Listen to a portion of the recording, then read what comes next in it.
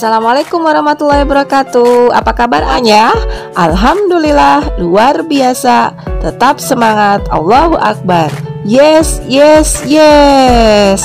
Jangan lupa di like videonya dan subscribe ya. PPKN tema 2 subtema 3, yaitu yang dipelajari adalah perbedaan kegemaran dalam keluarga, kebersamaan dalam keluarga, keragaman kegemaran teman-teman di rumah, dan nanti. Nah, sekarang kita akan mempelajari perbedaan kegemaran dalam keluarga. Apa itu kegemaran? Kegemaran itu adalah sesuatu yang sangat kita sukai, ya. Nah, sekarang boleh perhatikan gambar berikut ini ya. Ini adalah contoh perbedaan kegemaran yang ada di dalam keluarga. Yang pertama, ayah. Ayah gemar bermain bola. Kemudian, bunda gemar memasak. Kakak gemar membaca. Dan gambar yang terakhir yaitu adik punya kegemaran menggambar. Jadi, di dalam keluarga itu kita mempunyai kegemaran yang berbeda-beda. Ya, meskipun seperti itu, kita harus saling menghargai. Nah, sekarang yang kedua, kebersamaan dalam keluarga. Kebersamaan dalam keluarga itu sangat menyenangkan. Kenapa sangat menyenangkan? Ya, karena kita bisa menghabiskan waktu bersama ayah sama bunda. Misalnya ketika sama teteh menggambar atau mengerjakan PR ditemani ayah sama bunda. Seru nggak? Pasti seru ya. Nah, sekarang sama teteh yang ketiga, keragaman kegemaran teman-teman di rumah. Teman-teman kita tentu mempunyai kegemaran yang berbeda juga. Ada yang gemar menggambar bunga, ada yang gemar menggambar mobil. Ya, meskipun semua teman-teman kita berbeda kegemarannya, kita juga harus menghargai teman-teman kita. Ya, misalnya dengan apa? Dengan memuji gambarnya. Saling menghargai akan menciptakan kerukunan. Misalnya, wah, bagus sekali gambarnya. Seperti itu ya. Nah, sekarang apa lagi ya? Ini aku belajar pengalaman kebersamaan dengan keluarga. Saling simak lagi penjelasan dari setiap orang itu memiliki kegemaran. Nah, seperti halnya sama teteh waktu pernah ditugaskan sama ibu menyebutkan apa kegemaran sama teteh ya. Jadi kegemaran itu adalah sesuatu yang kita sukai, yang sangat kita sukai. Jadi kalau kita mengerjakannya, kita akan senang. Nah, contohnya yaitu gemar menulis, kemudian gemar membaca, dan yang ketiga gemar menggambar. Kemudian yang keempat, gemar bernyanyi. Nah, ini adalah contoh-contoh dari kegemaran. Ya, banyak sekali kegemaran yang lainnya. Meskipun kegemaran berbeda, tetapi kita tetap harus saling menghargai. Ya, walaupun berbeda-beda kegemarannya, ya, tetap kita harus saling menghargai agar kita bisa hidup rukun. Nah, sekarang boleh lihat gambar ya. Nah, ini adalah keluarga Udin. Ada ayah, ada ibu, ada kakak Udin, dan juga ada Udin.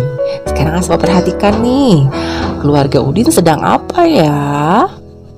Ya, betul sekali, sedang menggambar ya. Nah, sekarang lihat, perhatikan. Ayah menggambar apa ya? Ya, betul sekali. Ayah itu senang sekali menggambar rumah dan juga gedung. Ya, sekarang coba lihat nih, yang gambar ibu. Ibu dan kakak senang menggambar bunga. Ya, nah sekarang gambar Udin.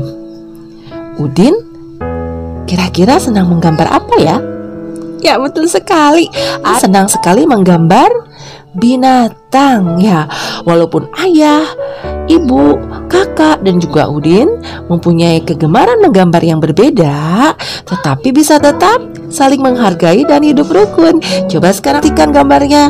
Ya, keluarga Udin menggambar bersama-sama. Ya, ketika kita melakukan sesuatu secara bersamaan, ya insya Allah akan sangat menyenangkan.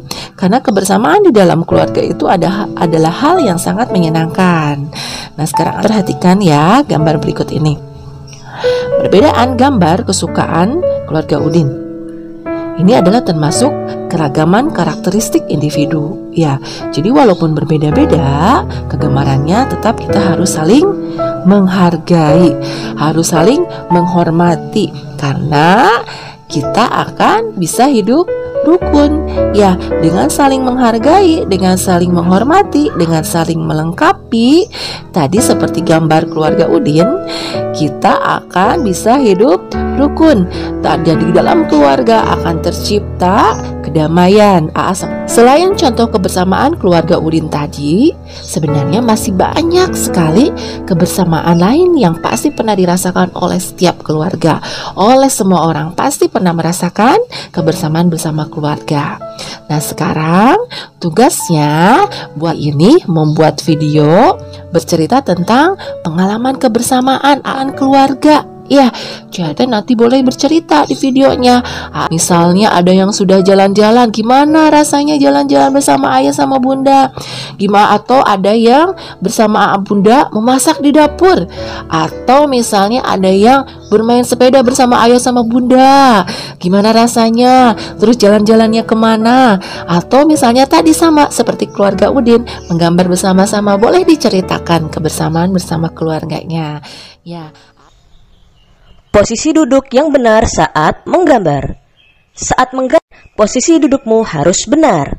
Dengan demikian, mata dan punggungmu akan tetap sehat. Berikut posisi duduk yang benar saat menggambar. Duduk dengan tubuh tegak, jarak antara mata dan buku gambar tidak terlalu dekat. Pensil berada di antara ibu jari dan telunjuk. Ayo, praktikkan menggambar dengan posisi tubuh yang benar. Selanjutnya, posisi yang benar saat menulis. Saat menulis, posisimu pun harus benar. Posisi duduk, posisi jari, dan posisi tanganmu harus benar. Berikut posisi jari, tangan, dan duduk yang benar saat menulis. Posisi jari saat memegang pensil. Posisi tangan yang benar saat menulis. Posisi duduk yang benar saat menulis.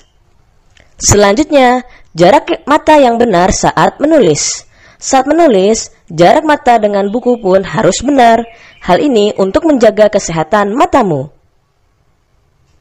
Berikut jarak mata yang benar saat menulis. Jarak mata dengan buku saat menulis tidak terlalu dekat dan tidak terlalu jauh. Selanjutnya, cahaya yang baik saat menulis. Menulislah dengan cahaya yang cukup atau terang. Hal ini untuk menjaga kesehatan matamu. Jika belajar di malam hari, kamu bisa menggunakan lampu belajar. Berikut cahaya yang baik saat menulis. Menulis di ruangan cukup cahaya membuat mata tidak cepat lelah.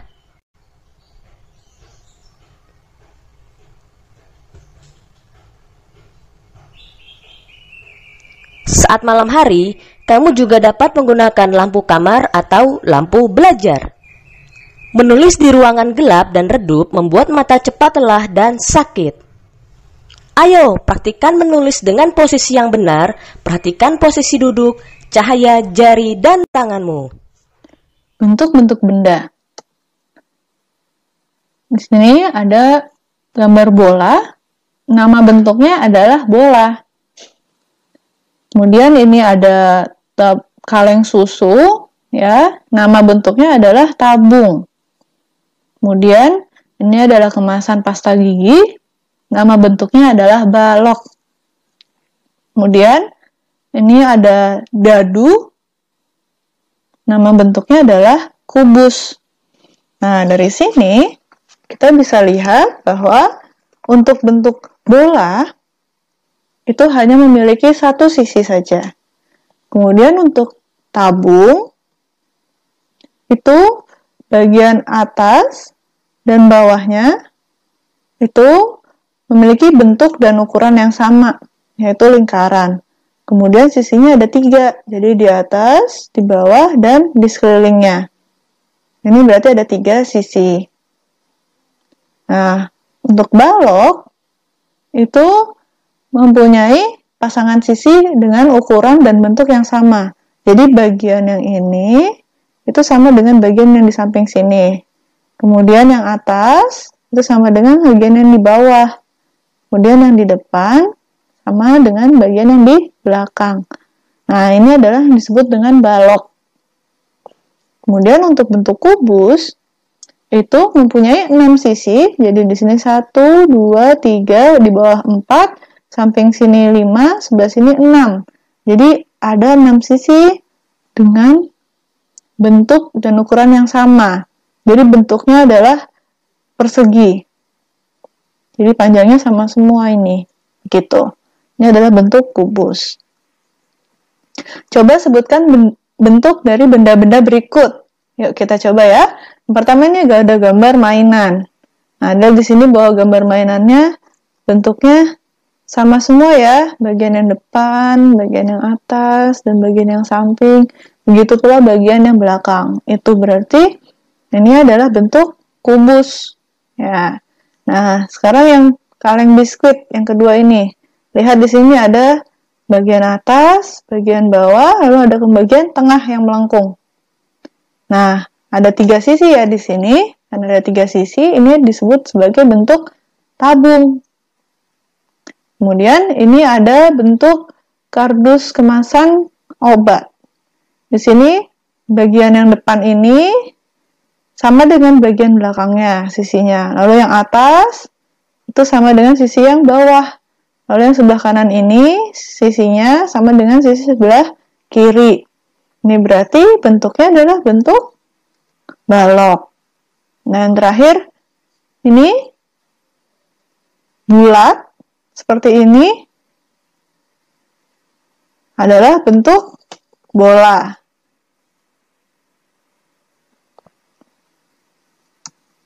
Mengelompokkan bentuk-bentuk benda. Misalkan ada gabungan bentuk benda seperti ini. Nah, berapa banyak masing-masing bentuk benda tersebut? Jadi di sini ada beberapa bentuk ya.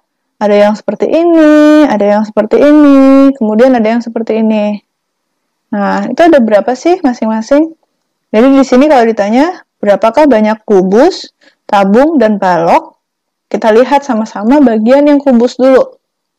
Di sini yang berbentuk kubus, yang ini dengan yang ini ya. Jadi ada 1, 2. Berarti kubusnya ada 2. Gitu ya. Lalu kemudian yang bentuknya tabung. Ingat, tabung itu yang bentuknya seperti ini ya. Yang ada lingkaran di atasnya. Jadi di sini ada berapa? 1, 2, 3. Jadi ada 3 ya. Kemudian terakhir adalah bentuk balok. Bentuk balok mirip dengan kubus, tapi sedikit berbeda. Ini lebih panjang ya, ukurannya berbeda di sisinya. Di sini ada 1, ya, lalu kemudian ini juga sama, 2, lalu yang di depan ini 3. Jadi ada 3. Perhatikan alat untuk menggambar berikut ini. Yang pertama ada buku gambar, spidol, krayon, dan pensil warna.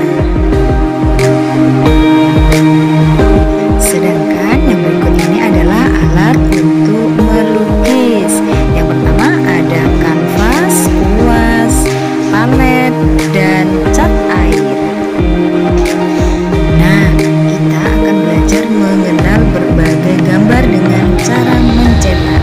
Berikut ini contoh hasil karyanya.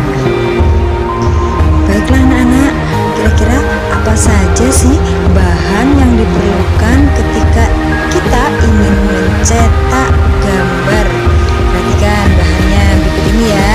Yang pertama ada daun, yang kedua tangan, buah belimbing, cetakan kue, daun pisang, batang pohon pisang, serta jari.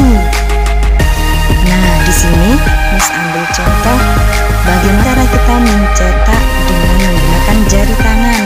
Kita letakkan jari kita di atas kertas, kemudian kita cetak dengan menggunakan pensil. Selanjutnya kita akan mencampur warna. Perhatikan di sini ada warna merah. Ketika dicampur dengan kuning maka menjadi orange. Warna merah dicampur dengan biru